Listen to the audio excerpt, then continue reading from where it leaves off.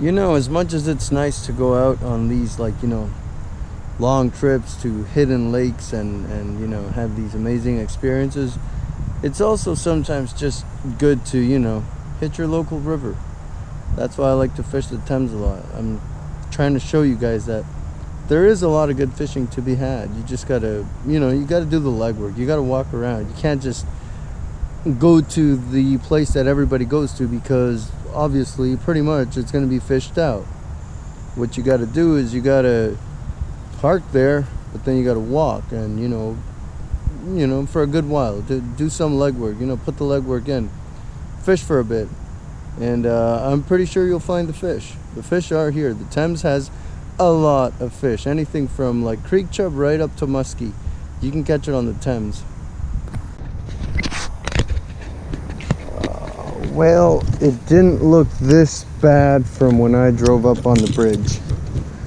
Looks like we're dealing with chocolate milk today, which is not necessarily a bad thing. It's just the presentation of bait you throw has to be, well, according. Just gonna see if I can set my stuff down here somewhere and then walk around a little bit. Last year in this exact spot, right here, I was walking down the bank and a huge, well, not huge, I mean big for this river, biggest fish I've seen in the river. It was like a 30-inch muskie, just went that way. Which coincidentally would be really nice to catch right now, as it's, one of the bonus species. Yeah, I think it's called bonus, or I don't know, whatever, something like that, of the league. So yeah, would be nice. I'm just gonna start out with a chartreuse spinnerbait with a 5-inch curly tail on him. So yeah, he's got quite a tail. And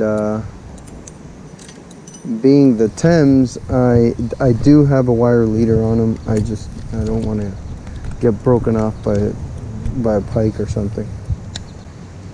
Okay, now we're going through a bit of a comment war here on not a comment war, but just everybody's trying to put their 2 cents in, and it's very, very appreciated when somebody has a question, especially on like Facebook fishing groups.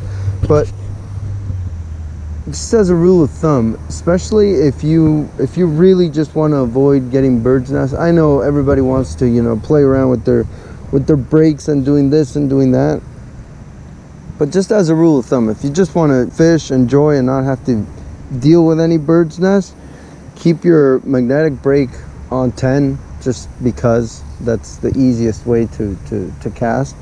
And then make sure this one here is so that your bait, it just barely drops. Look,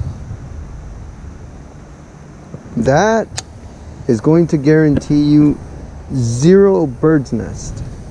If you're more experienced and you want to play around with it a little bit more, and you will get a farther cast, you can loosen it so that it's like that, but you gotta really have your thumb on your reel, because as soon as it hits the water, you gotta stop it. If you don't, bird's nest. And so since I really don't want to deal with that right now, I'm just going to leave it so that it drops in the water. Look at my reel, nothing wrong with my reel there. If your bait drops in the water and your reel continues to turn, then you might want to turn it down just a click or two. Alright, first cast of the day. I'm probably going to hit a bunch of smallies. I'm pretty sure I can find those guys.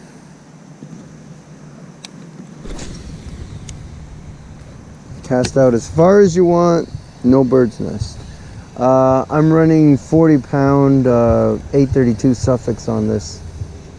I know everybody likes the more expensive stuff. I don't know. I've always used Suffolks 832 Superline, and It's worked fine for me, so whatever works for you.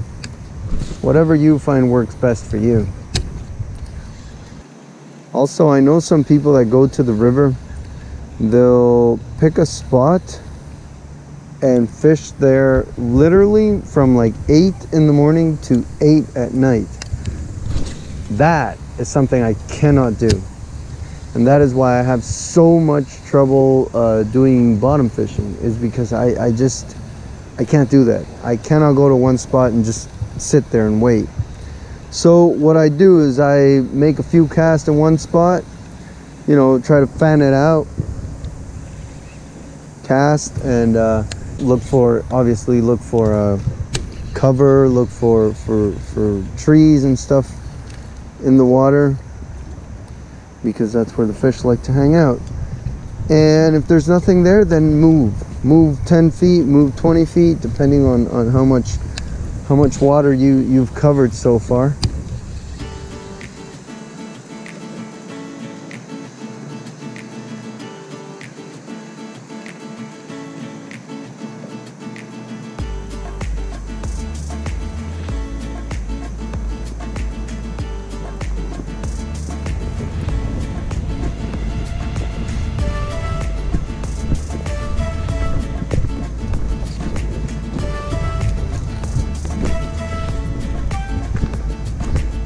This was supposed to be just a good old fishing video, but it's kind of turning out into one of those how-to videos.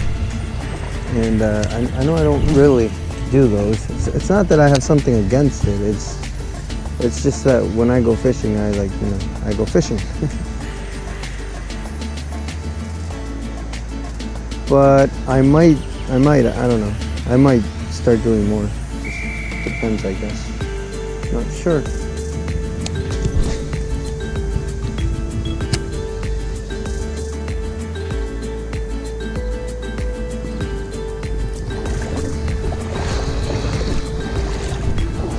think I might go start fishing just downstream a bit, so that I don't stir up the water more than I need to. More than it already is, actually.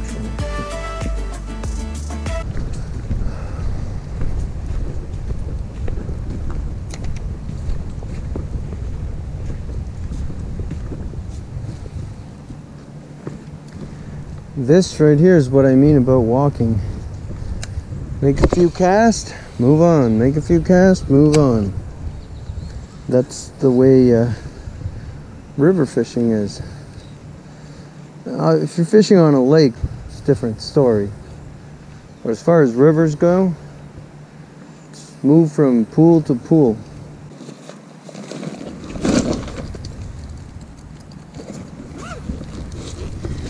Maybe it's not the color.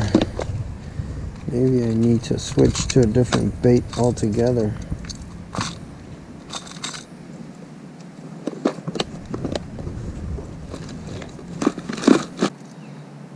A good old 110 here. In I forget what he calls these. It's called a frog color.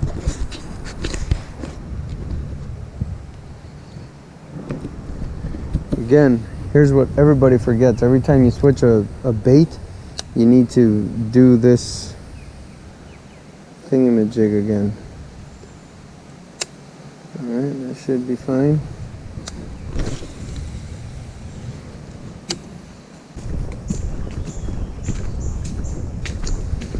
Well, this looks a little better. Better to walk on. I don't know about fishing. Hopefully. It's better for fishing.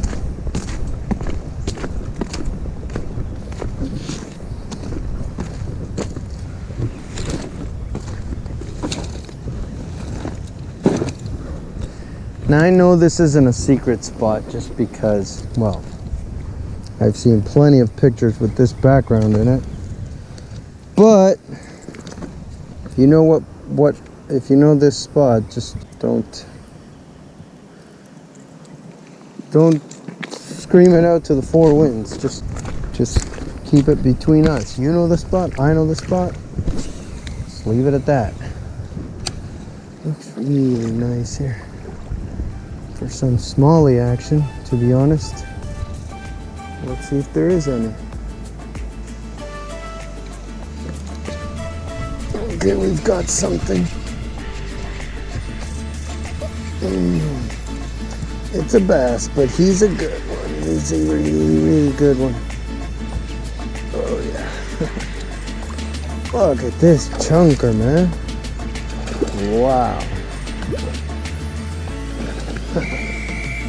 Wow, look at this chunker right here. Come on, buddy. I need to get you off this hook. Look at him. Now this one would have been good for that that whole week with the bass. You guys remember that? Well, yeah, this would have been just amazing for that. Now I know you guys are probably thinking I'm like getting paid for this or anything.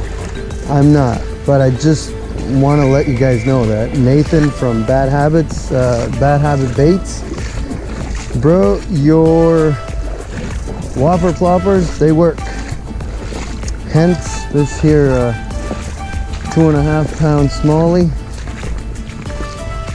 They do work. Definitely do work. Okay, buddy, come on.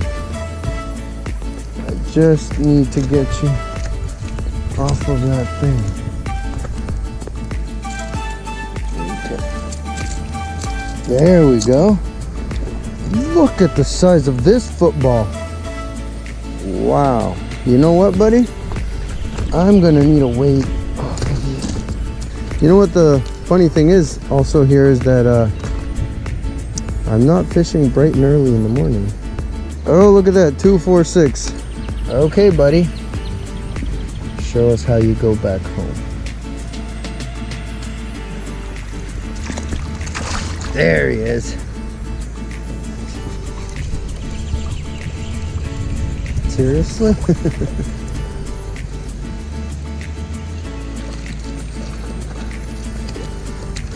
Well, I don't know, man.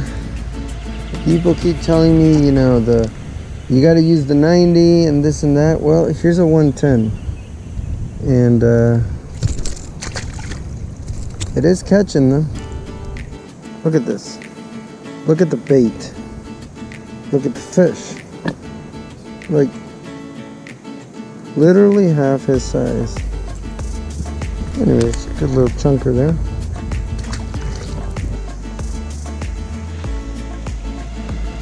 Oh, just had another hit. Whoa. Whoa. Whoa. What was that? What was that? Whoa. Like the thing literally jumped out of the water and I couldn't tell what it was.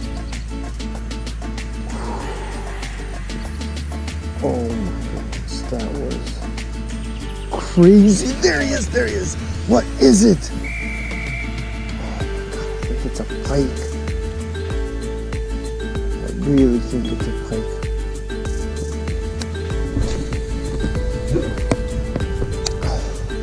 Watch it. Here it is. Here it is again. Watch it.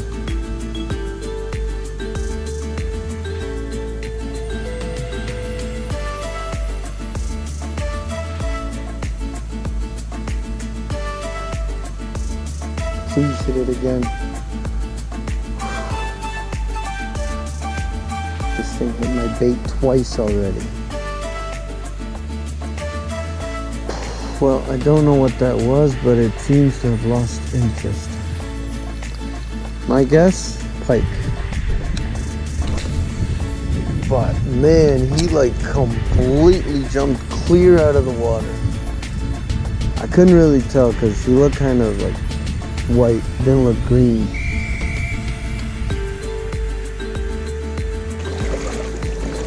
Okay, there's one. Oh, come on, really? How? How? How did you hit this? That's all I want to know. What were you thinking? Seriously? What were you thinking? Hitting a whopper plopper?